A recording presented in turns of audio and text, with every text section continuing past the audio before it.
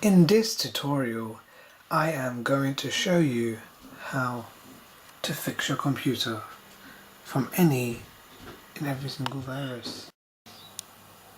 This is how to stop your computer from having a virus.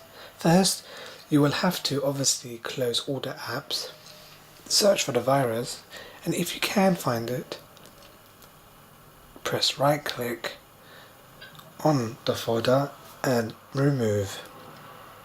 Well, let me show you how to definitely 100% effectively close and delete all the viruses. Okay, this is how you do it.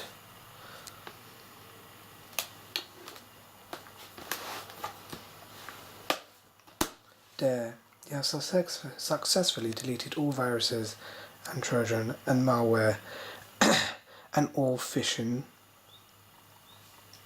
scams.